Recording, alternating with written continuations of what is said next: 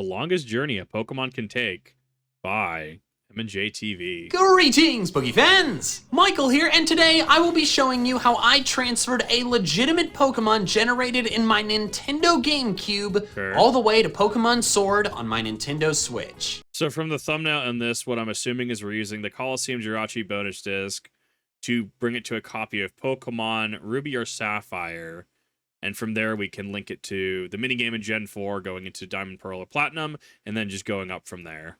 I am doing this because I'm pretty sure that GameCube-generated Pokemon are the furthest distance from Pokemon Sword and Shield that can still be brought into Sword and Shield. Technically, yes, in official capacity. In case you didn't know, the Gen 1 and 2 cartridge games cannot ever connect to the rest of the main series. No. While you can still get Gen 1 and Gen 2 Pokemon into Sword and Shield, they can only come from the Virtual Console. Pokemon generated on the cartridge versions of the Gen 1 and 2 games are stuck there forever. That Gonna forever be bitter about my Belly Drum Wooper that I will never be able to get because it was a Gen 2 event. means that the furthest back games, which can generate Pokemon that can then be brought to Sword and Shield, Ruby, are the Sapphire. Gen 3 games. And while you're very likely aware of the 5 main series Gen 3 games, there are 2 more. The spin-off games on the GameCube, Pokemon Coliseum, and its sequel, Pokemon XD Gale of Darkness. Pokemon from these games can be traded to the mainline Gen 3 games, and then of course, brought all the way down the line. So how does one accomplish this? Well, I will show you, because I did it, and it I still have to do this. I got them up to Gen 6 or 7. I haven't done it with the new Switch ones. I have to redo the cycle at this point. was very fun. So, don't forget to subscribe to my channel, and let's dive into how I transferred a Pokemon from a GameCube to a Nintendo Switch. I decided to pick a Pokemon from Coliseum, because my memory card had a progressed save file for Coliseum and didn't have anything for XD, so this was more efficient. My first step is selecting a Pokemon from Coliseum to be the one I transfer, but I'm limited in what I can pick. There are 52 obtainable Pokemon in Coliseum, the 48 Shadow Pokemon, plus Espeon, Umbreon, Plusle, and Ho-Oh, but as of writing this video, before the expansion passes come out, only 16 can be sent to Sword and Shield. I selected Tyranitar, since it's a really strong Pokemon that I think would be fun to use in my sword. I obtained Tyranitar in my battle against the leader of the evil team, Cypher, named Evis, during which I steal it from him. In case you didn't know, the central mechanic of Coliseum and XD is that you have to steal Pokemon from other trainers, but they are corrupted shadow Pokemon, and you are stealing them for the purpose of saving them by purifying them. If you've never played XD or Coliseum, like that's effectively what you're doing. XD technically introduced catching wild Pokemon. You left like cheese on a platter, and then you could have a wild Pokemon generate and spawn. But yeah, like imagine if, you know, you Gen 1ers out there, people have never played, you know, actual XD or Coliseum. Like imagine if the evil team, Team Rocket, Team Plasma, whatever, right? Team Skull, if they stole Pokemon and did brutal things to them, therefore them closing off their heart, Kingdom's Heart style, and, you know, being mean, right? That's Shadow Pokemon, right? Thus, you're having to steal it from the awful trainers and purify the Pokemon to show it love, care, affection, TLC, etc. to, you know, not be mean anymore. Like that's effectively the premise. And thus returning them to normal. I used the Master Ball on the Tyranitar because the battle was close, and if I didn't snag it now, it might cause me to lose the entire thing. Doing so results in me beating the game's main story, which is important because that's necessary to move the Tyranitar off the game. But before I can remove it from the game, I have to purify it. So technically, him using Coliseum or XD here technically does add another layer of distance between Gen 3 and currently where we're at Gen 9 going into Gen 10, right? That does technically add a layer of travel there. So to get off of this, he's going to have to, yes, clear the game, whatever you need to on Coliseum to be able to do that. You are then going to have to connect to your Game Boy you're going to have to connect to a Gen 3 title, in this case, most likely Ruby, Sapphire, or Emerald. You're going to have to connect that using the adapter from the Nintendo GameCube to the Nintendo Game Boy Advance, the same thing that the old Tingle Tuner and the old Wind Waker used to do, right? Which is its own proprietary adapter, its own proprietary connector. So to do this, you're not only having to have, and this is really expensive nowadays if you don't have this equipment, you have to have a working GameCube. You have to have that adapter. Those whatsoever, you might be able to find something on sale. I personally had a really horrible issue and luck with GameCube lasers. I mean, just 20-plus-year-old hardware. It's starting to wear out, even if and the replacements aren't really there. You're going to have to find Coliseum discs, which is going to be really expensive, especially in a year where Pokemon's coming out, right? A new Pokemon game. Like, like how Silent Hill games are up right now because Silent Hill F comes out later this year. Same concept.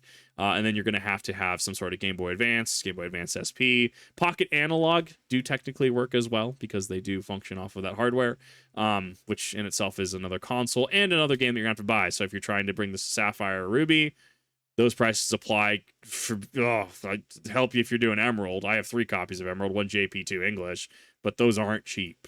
Because Shadow Pokemon cannot be removed from Coliseum or XD until they're purified. Correct. You can achieve this by sending it into battle, calling it back from Hyper Mode, which is a mode it enters in battle sometimes, walking around with it in your party, leaving it at the game's daycare, or using cologne massages on it. Yeah. And these methods have different effectivenesses depending on the Pokemon's nature. It took a while, because I think Tyranitar is coded to be harder to purify than a lot of the other Pokemon. But I eventually did it and nicknamed it Colossus. Yeah, this name nice. both sounds like a cool name for a kaiju-inspired Pokemon, but it's also a reference to its home game, Coliseum. Yeah, now that like Tyranitar is purified, I head to the Phoenix City Pokemon Center basement to initiate the trade. Dude, his TV screen is so clean. Like, I look at my monitors and I don't know if it's dust buildup. I don't know what it is, but I got some stuff on my monitor, my TV as well. So, I don't know. What a weird thing to notice. His TV's just like super clean. I respect it. I hook up my Game Boy Advance SP to the GameCube using the connector wire, and it must be— Yo, the Mad Cat's memory card. Yo, dude knows what's going on. I had my old memory card crap out. I think one of the pins or something just ended up giving out years down the line. So I don't have any of my old original stuff. I have to do new saves. A Game Boy Advance for this step, since Nintendo DS systems aren't compatible with the connecting wire. Before long, my Coliseum has a random Warble, and my Sapphire has Colossus.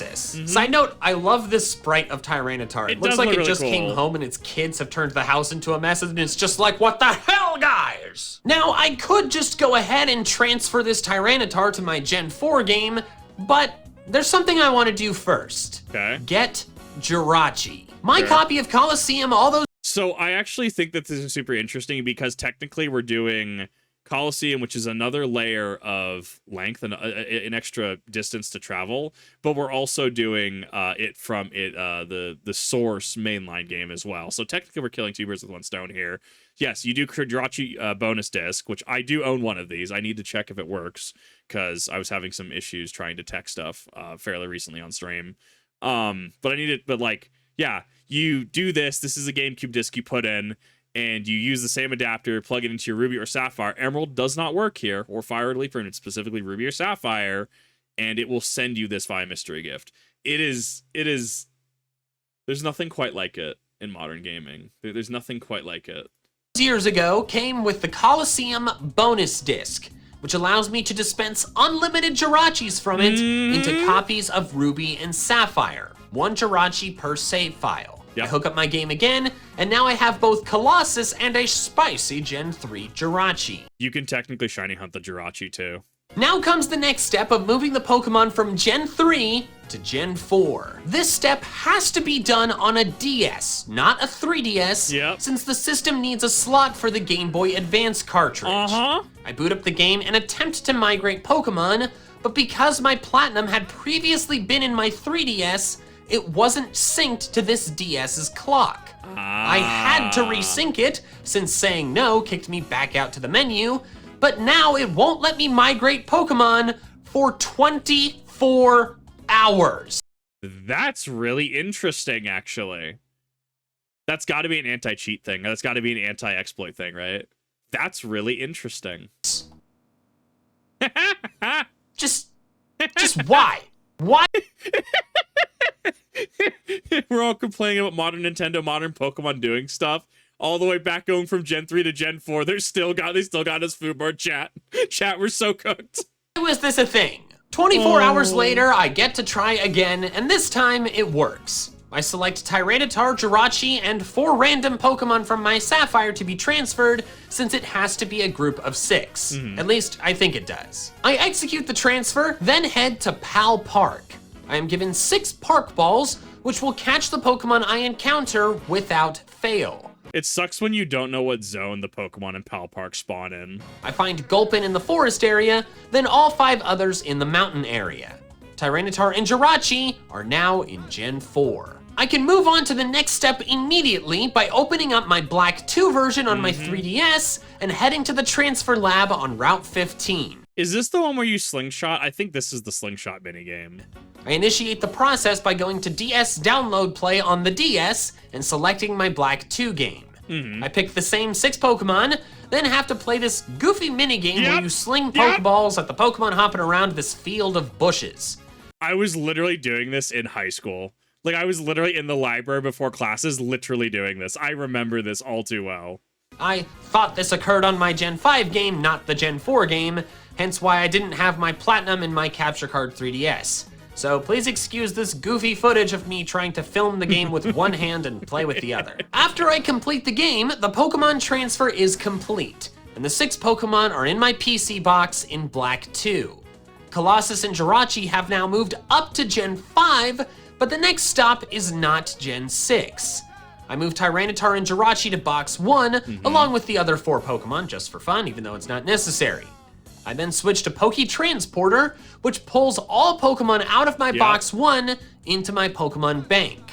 This is going to be the breakage point when we want to talk about... So even to this day, right, I can still I can still do up to this point fairly reasonably. Gen 3 to Gen 5 is a straight shot if you know what you're doing, right? You have the adapters, you have the equipment, you got the consoles, it's a straight shot, all intents and purposes.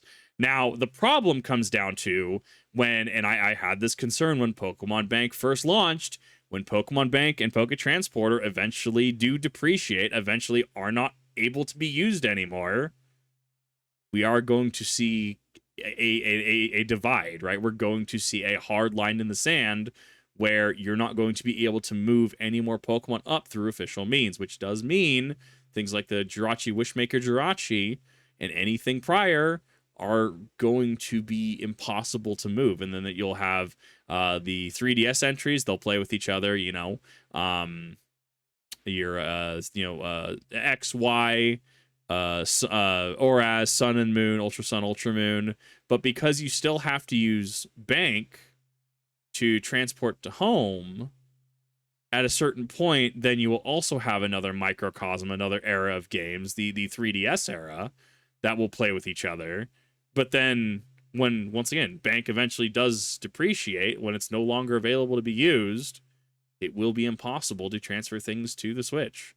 And that is a thing I have called all the way back when they first announced Bank. Once that's done, I switch cartridges to a 3DS Pokemon game and open Bank, then move the Pokemon from the transport box to Box 1. Now, while I could bring Tyranitar and Jirachi into a Gen 6 or Gen 7 game, I'm not going to, because there's no need to. Gens 5, 6, and 7 games, plus Gens 1 and 2 Virtual Console games, all feed directly into Pokemon Bank. So, because of this, the number of steps required to move Pokemon from past games into Generation 8 is the same for 5 of the 7 older generations. Well, for the most part, Poke-Transporter is, I guess, technically an extra step for Gens 1, 2, and 5, but it's a short one. Now that the Pokemon are firmly in my bank, not the transport box, I open up Pokemon Home on my Nintendo Switch.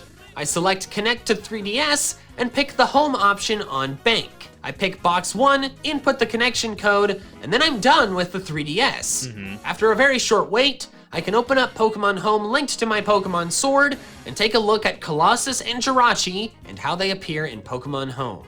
After a very simple drag and drop, the 2 of them have now been placed into my Pokemon Sword. Upon taking a look at Tyranitar's summary, I happened to notice and learn for the first time that the ribbon he got for being purified all the way back in Colosseum can give him the title of the Triumphant.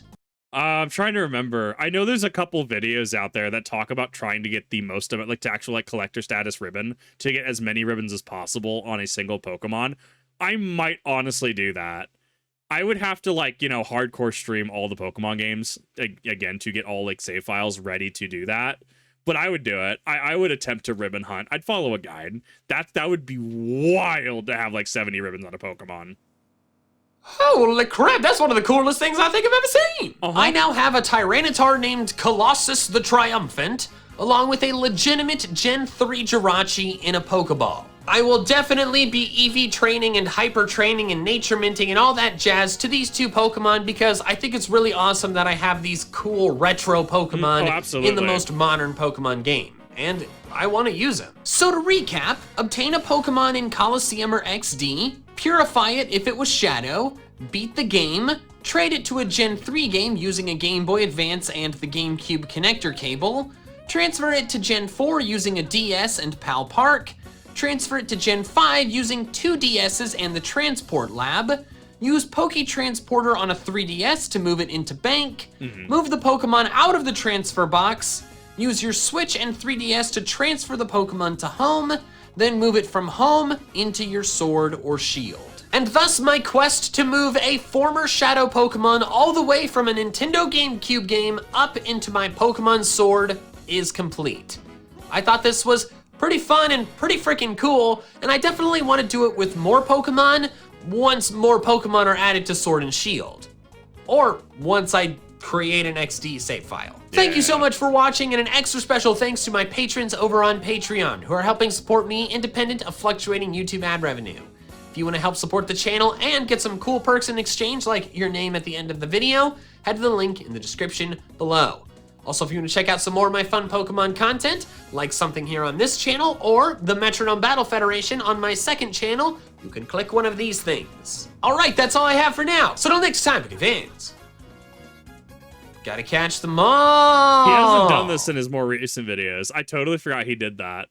Honestly, this was really cool to watch, though. I enjoyed this, and it was really cool to just see knowledge I have, right, being applied by other people to the same exact situations, right? Like, it's so cool. And, like, it's not a hard process. You just got to know what you're doing, and ultimately, you have to have access to the equipment. You have to have access to, like, Jirachi bonus disc, access to a GameCube, GBA SP, a regular DS to be able to have the GBA cart inside, interacting with one of the DS carts, So just a number of things going on there. But I mean, if you know what you're doing, it's not really that hard. It's honestly kind of cool. But what are your thoughts? Thank you everyone for watching. I really do appreciate it. Thank you, MandJTV, for another amazing upload. I absolutely loved watching this, taking a trip down memory lane. Hopefully, y'all have a wonderful rest of your day.